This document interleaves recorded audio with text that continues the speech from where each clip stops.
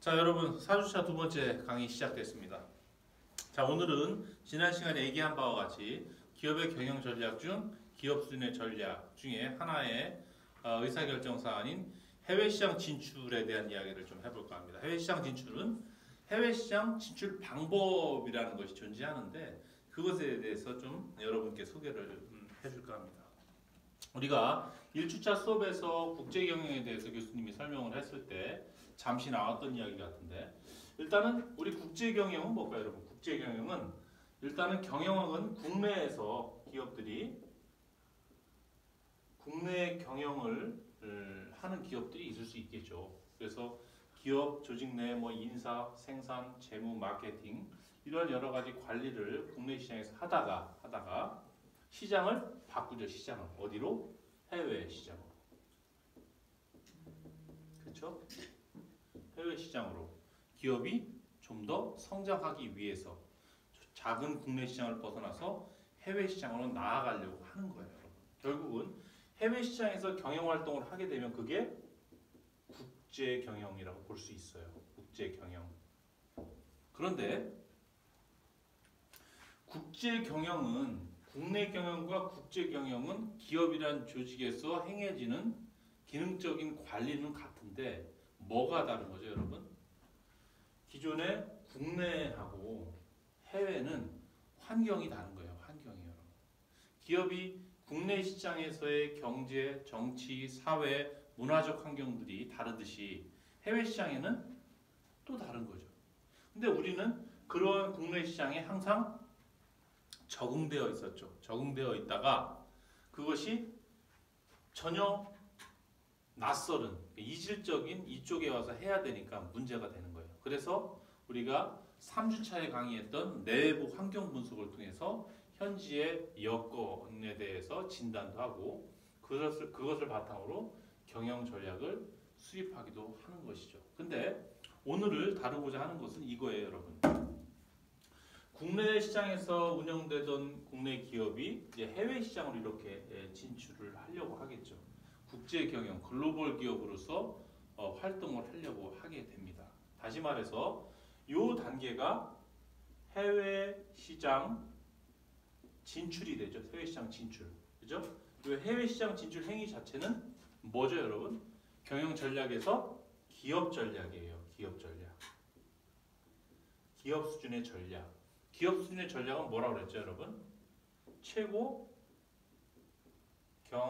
경영자가 의사결정을 내려야 되고 또한 그 전략의 특징이 해당 기업의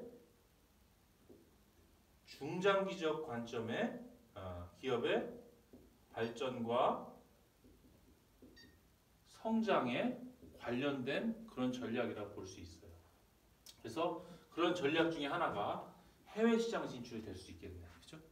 우리 기업이 협소한 국내 시장을 벗어나서 좀 더 성장하기 위해서 동남아 시장, 중국 시장, 유럽 시장, 미주 시장 이렇게 해외 시장으로 진출을 하게 됩니다. 그런데 이 해외 시장을 가고 싶다고 해서 무조건 이렇게 가느냐?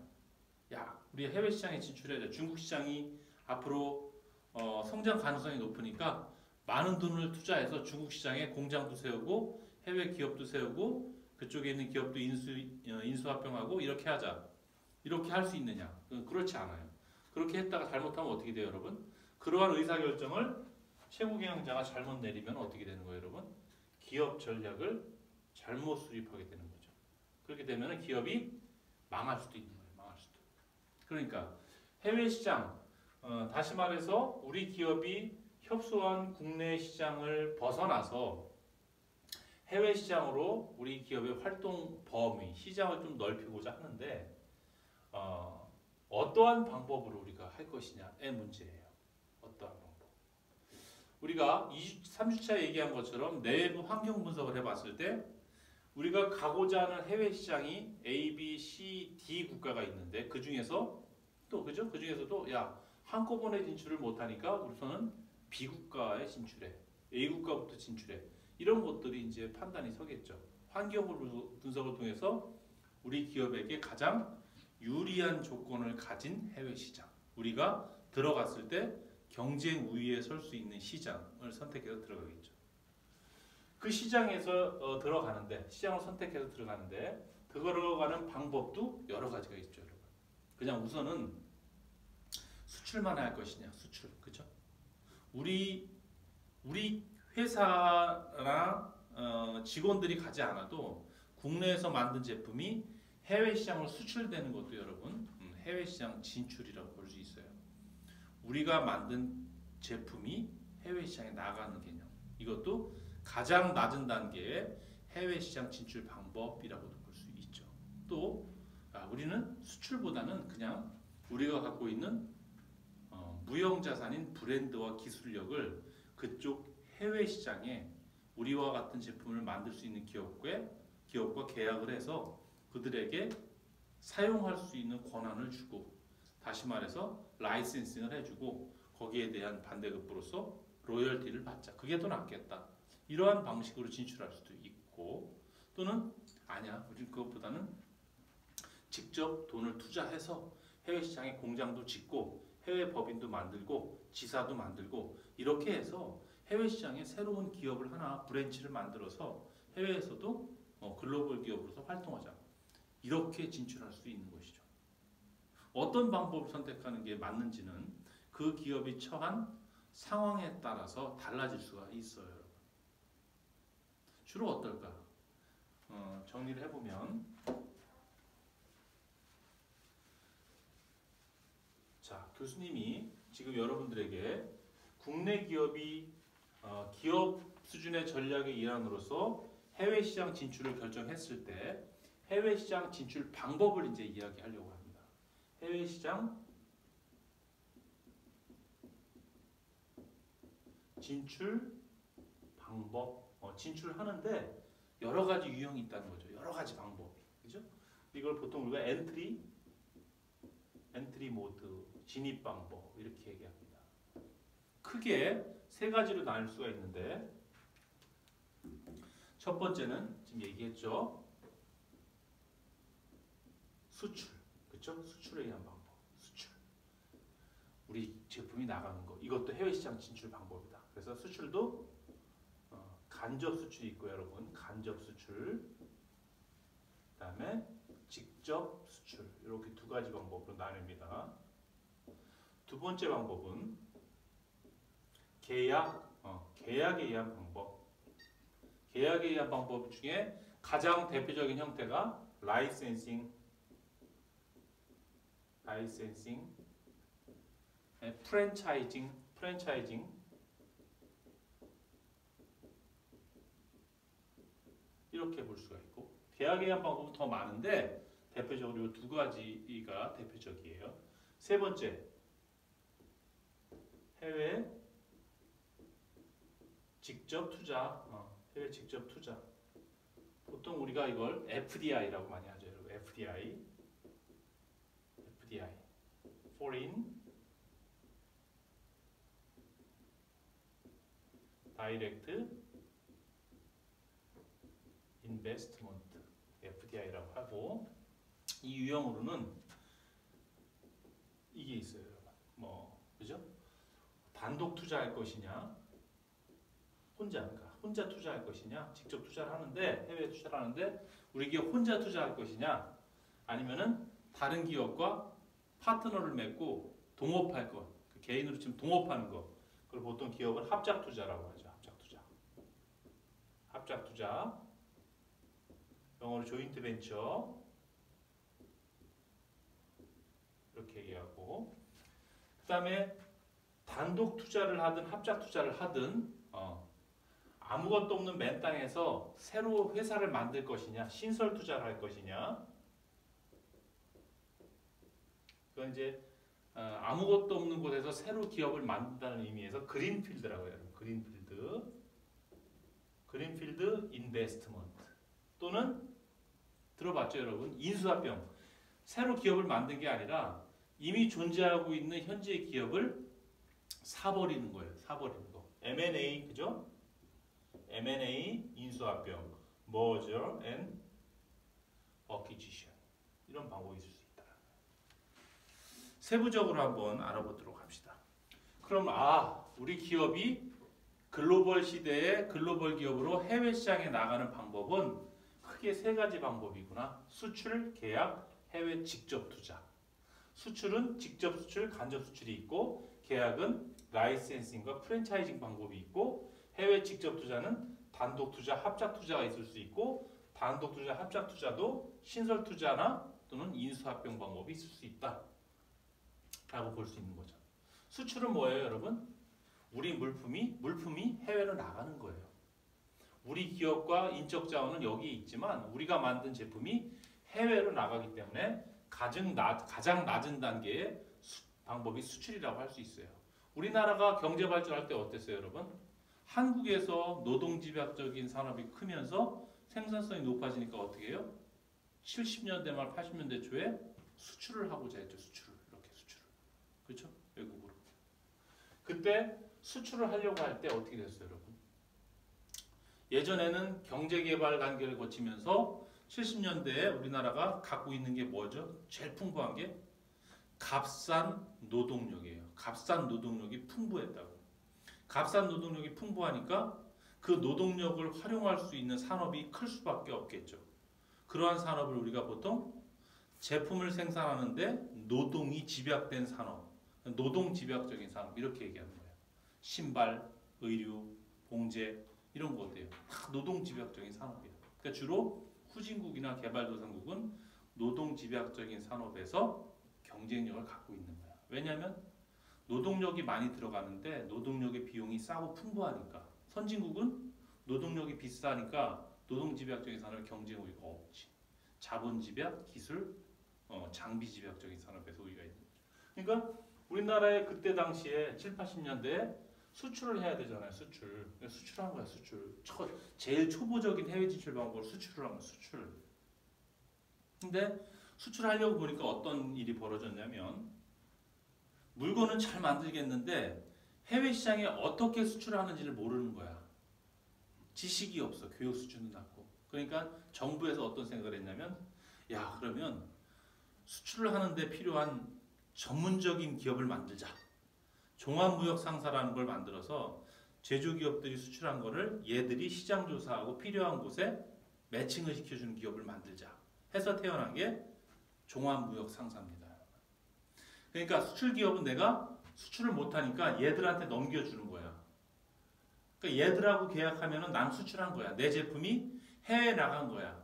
다만 해외에 나간 건 확실한데 어느 국가에 누구에게 얼마에 팔는지 전혀 모르는 거야. 종합무역상사에서 받아서 알아서 필요한 곳에 뿌리는 거야. 여러분 드라마 미생 봤죠? 미생에 나오는 그 드라마의 배경이 되는 게 바로 이러한 종합무역상사예요.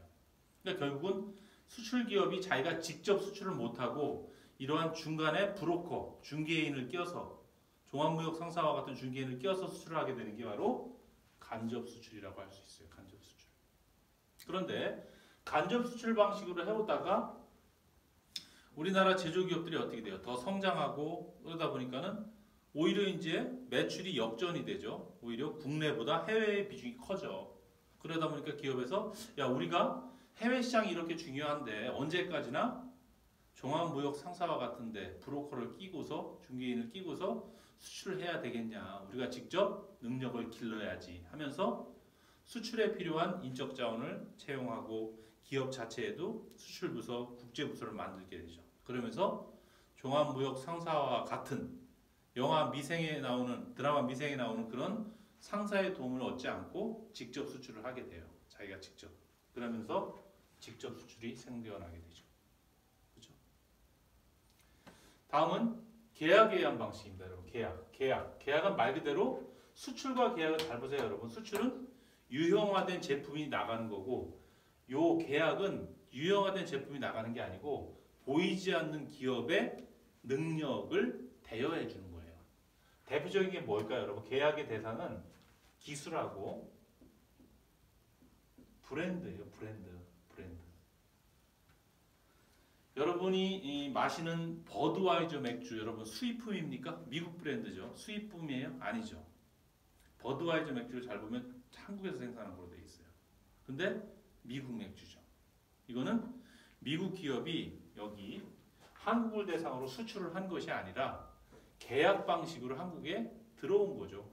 그러니까 한국에 자기가 미국에서 만든 캔맥주를 맥주, 버드와이저 맥주, 병맥주, 캔맥주를 수출하는 것보다 버드와이저 상표, 이 브랜드하고 버드와이저 고유의 맛을 낼 수 있는 맥주 제조 기술을 한국에 맥주를 만들 수 있는 기업에게 공여를 해준 거야. 니네 쓸 수 있게 해주고 내가 가르쳐 줄 테니까 맥주 만들고 한국에서 만들고 브랜드 버드와이저 붙여 이렇게 된 거야. 그리고서 너네가 이거 버드와이저 맥주 너네 한국에 팔리면 5%만 판매량의 5%만 나한테 로열티를 줘 이렇게 된 거예요. 그렇게 해서 진출한 거죠. 그럼 교수님 왜 버드와이저는 미국에서 만들어서 한국으로 수출하지 않고 계약 방식으로 브랜드하고 기술력을 이렇게 빌려주고 라이센스를 했죠? 이게 더 나으니까 이렇게 했겠지 이게. 왜냐하면 맥주는 어때요, 여러분? 맥주는 여러분들이 맥주 편의점에서 사서 먹으면 2,000원 안 하죠. 1,000원 받으면 하나 사죠, 버드와이저 맥주. 그러니까 제품이 어때요? 굉장히 낮은 부가가치를 갖고 있어요. 그걸 미국에서부터 생산해서 미국 대륙 횡단철도를 타고 LA로 빼서 LA에서 선박으로 부산항까지 오고 부산에서 다시 국내에 있는 마트나 이런 데를 뿌리고 이런 비용들이 훨씬 더 많이 드는 거야. 그러니까 물류비가 많이 들고 하니까 이거는 그렇게 수출하면 여러분들이 지금 있잖아요. 버드와이저 맥주를 지금 1,000원만에 사 먹을 수 있는 걸 10,000원 주고 사 먹어요. 10,000원. 그러니까 버드와이저 입장에서 야 수출을 하니까 물류 비용이 배보다 배꼽이 더 큰 거야. 제품 가격보다. 그러니까 야 이거는 수출해서는 안 되고 라이센싱 방식으로 기술과 브랜드를 공유해주는 계약 방식으로 가야 되겠다. 이게 더 좋겠다 해서 이런 방식으로 온 거다. 이렇게 이해하면 됩니다. 자 마지막으로 해외 직접 투자 봅시다. 국내 기업이 해외 시장에 진출하는 방법으로 수출도 있고 계약도 있지만 해외 직접 투자도 있더라라는 거예요. 해외 직접 투자는 여러분 어때요? 실제적으로 자본을 투자하는 거야. 해외에다가 투자, 인베스트먼트. 그 어떨까 여러분? 위험해. 리스크가 있어. 리스크. 잘못하면 커다란 손실을 볼 수 있어. 반대로 잘 성공적인 투자라면 굉장히 많은 수익을 얻을 수 있죠. 그게 해외 직접 투자라고 볼 수 있어요. 그래서 해외 직접 투자는 우리가 관심 있는 그 시장에 나 혼자 이렇게 투자할 수도 있고 나와 파트너를 맺어서 현지 기업과 야 50대 50으로 동업하자 해서 합작 투자를 할 수도 있죠. 그걸 조인트 벤처라고 하는데 단독 투자할 수도 있고 합작 투자할 수도 있어. 어떤 경우에 단독 투자하고 어떤 경우에 합작 투자할까? 자신이 있으면 어떡할까? 내가 국내 기업이지만 해외에서도 우리가 워낙 경쟁력이 있기 때문에 기술력이 있기 때문에 우리나라를 벗어나서 환경이 이질적인 다른 어느 국가 시장에 가도 항상 우리는 이길 수 있어. 자신이 있어. 그럴 경우에는 단독 투자하는 거예요. 단독 투자. 그죠? 그런 경우를 보통 우리가 그 기업을 독점적인 경쟁 우위를 가진 기업 이렇게 얘기합니다. 우리 그런 기업은 그런 독점적인 경쟁 우위를 바탕으로 어느 국가 시장에 가도 항상 이기는 거예요. 근데 그렇지 못하면 어떻게 돼요, 여러분? 혼자 투자하기에 걱정이 되겠지. 실패하면 어떻게 해? 실패하면 큰일 나는 거 아니야? 돈 다 날리는 거 아니야? 그러면 우리가 현지국을 잘 모르니까 그쪽 현지국에 아주 있는 토착 기업과 우리가 같이 동업해서 합작 투자하는 게 안전하지 않을까? 이렇게 되는 거죠. 자, 단독 투자를 할 경우에는 강력한 경쟁력이 있어야 되는데 그러한 예를 한번 들어줘 볼게요. 코카콜라 어때요, 여러분? 코카콜라는 한국 아니라 미국, 유럽, 아프리카 어디를 투자해도 어때요, 여러분? 청량음료 시장의 콜라 시장에서 코카콜라를 이길 수 있는 브랜드는 없어요. 그런 경우에는 무조건 단독 투자로 들어가는 거예요, 코카콜라는.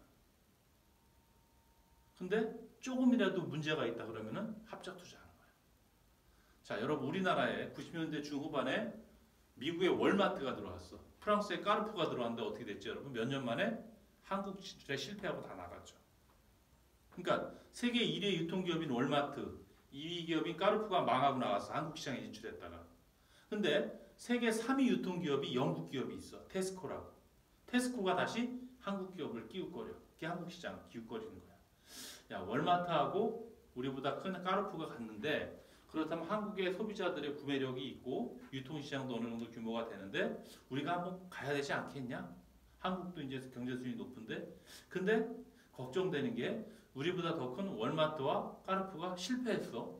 뭔가 있지 않나 한국 시장에? 겁이 나는데 혼자 단독 투자했다 망하는 거 아니야 쟤들처럼? 그러니까 어떻게 해요 여러분? 야 뭔가 있어. 한국은 문화적 사회적으로 우리가 좀 모르는 게 있기 때문에 혼자 가서는 위험하니까 합작 투자하자. 누구랑 할까? 한국에서 누가 제일 신뢰도가 좋니? 삼성이래. 삼성이랑 하자. 그러면서 만들어진 게 삼성 테스코. 이렇게 삼성 테스코에서 만든 브랜드가 홈플러스 이렇게 되는 거지. 그래서 진출했죠. 홈플러스 어떻게 여러분 안 망했지? 안 망했어. 그러니까 어떻게 돼? 영국 테스코가 이제 몇 년이 지나니까 한국에서의 위험을 우리가 다 알았어. 한국 사람들의 소비 성향, 한국의 문화 다 이해했어. 이제 리스크가 없어. 이제 삼성이 필요 없어. 우리가 다 지분을 인수해. 그러면서 50대 50 투자한 걸 지금은 100% 영국 테스코가 경영권을 갖고 있죠. 지금 홈플러스는 한국 기업이다 아니다? 영국 기업이다. 영국 기업. 그런 식으로 들어온 게 바로 해외 직접 투자의 방식이다라고 볼 수 있어요. 그 다음에 단독 투자를 하든 합작 투자를 하든 여러분 기업을 만드는 건데 새로 아무것도 없는 곳에서 새로 기업을 만들기도 하고 아니면 이미 존재하고 있는 기업을 사기도 하겠지. 그렇죠? 이걸 그린필드 인베스트먼트라고 하고 얘를 인수합병이라고 하지. 인수합병. 또 여러분 M&A 많이 들어봤을 텐데 M&A Merger and Acquisition. 인수합병인데 사실은 Acquisition이 인수고 머저가 합병. 인수는 뭐냐면 경영권을 인수한다는 뜻이고 합병은 경영권을 인수한 상태에서 기업이 하나가 된다는 뜻이에요. 현대자동차와 기아자동차 어때요 여러분? 현대와 기아자동차 다른 기업이죠. 경영권 누가 갖고 있어요? 현대자동차가 갖고 있는 거야. 그러니까는 현대와 기아의 관계는 어떤 거예요 여러분? 인수만 한 거야 인수. 근데 다음하고 카카오는 어때요 여러분? 다음 카카오. 그거는 인수 합병이 된 거야. 그리고 나중에 카카오로 다 바뀐 거죠. 다음 그런 거예요. 그래서 중요한 거는 신설 투자는 언제 하고 인수 합병을 언제 하느냐 이게 핵심이지. 신설 투자는 기업이 그 시장에 시간적 여유가 있을 때. 얘는 그게 아니야. 빨리 진입해서 그 시장에 대해서 거기서 경영 활동을 해야 돼. 시간적으로 긴급할 때는 인수 합병을 하는 거야. 그렇죠? 이런 식으로 크게 나누어질 수가 있더라라고 볼 수 있어요. 그래서 여러분들에게 사실은 이 각각 하나하나의 방식을 갖고도 거의 뭐 1시간, 2시간씩 이야기를 할 수가 있는데 오늘은 온라인 강좌고 온라인 강좌 4주차 두 번째 마지막 대단원의 온라인 강좌 마지막 강좌이기 때문에 교수님이 이번 학기에 오프라인에서 누누이 얘기할 이 부분을 오늘 맛배기로 이렇게 간략하게 정리하는 것으로서 마지막 온라인 강좌를 마칠까 합니다. 그래서 지금까지 4주차에 걸쳐서 얘기했던 것들이 이번 학기에 우리 국제경영론 수업에 있어서 거의 가장 큰 틀을 형성하는 국제경영학의 기본 베이스라고 생각하고 여러분들이 공부를 하시면 될 것으로 생각이 됩니다. 그동안 4주 동안 어려운 여건에서 온라인 강좌 시청하느라고 여러분들 대단히 수고 많았습니다. 다음 주에 건강한 모습으로 오프라인에서 학교 강의실에서 만날 수 있도록 합시다. 수고했습니다. 마치겠습니다.